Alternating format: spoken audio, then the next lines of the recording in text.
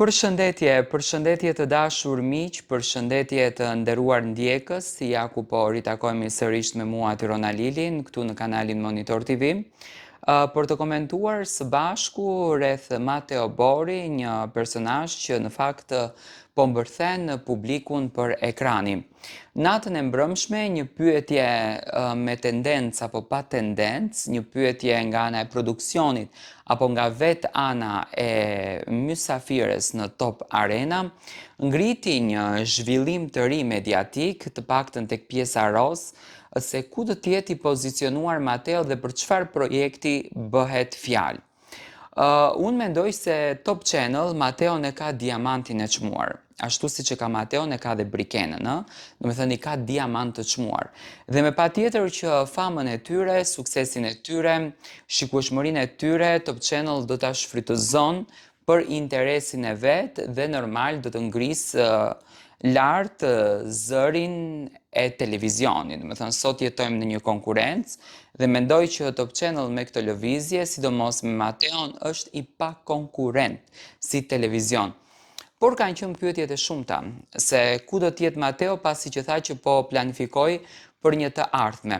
Mendoj që Mateo njëherë gjatë muajit gusht do ta ketë pushim pak, sepse ka patur një verë të ngjeshur.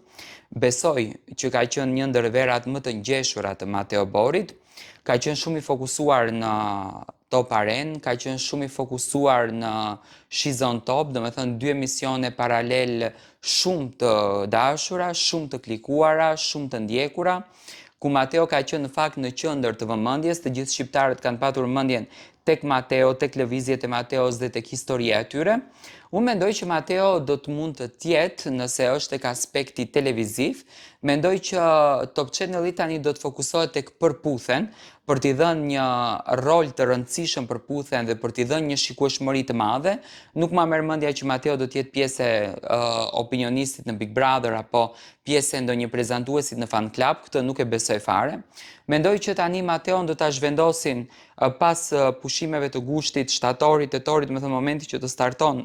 përputhen. Mateo do të zhvendoset në opinionist në përputhen, sepse nga aty ka dalë si produkt, do me thënë do t'ja rris vlerat atij emisioni, sepse me emisionet e tjera përputhen në fakt ka humbur pak audiencën dhe mendoj që qëndrimi Mateos në përputhen, hyrja Mateos në përputhen, do t'jetë vërtet një armë shumë e bukur edhe për televizionin, sepse do të prodhoj diçka fantastike. Unë personalisht, do me thënë, projektin e radhës të Mateos në televizion e shoh në përputhen, ndërsa në aspektin muzikal, Mateo nuk është këngëtar dhe nuk ma merr mendja që do të fokusohet te projektet muzikore.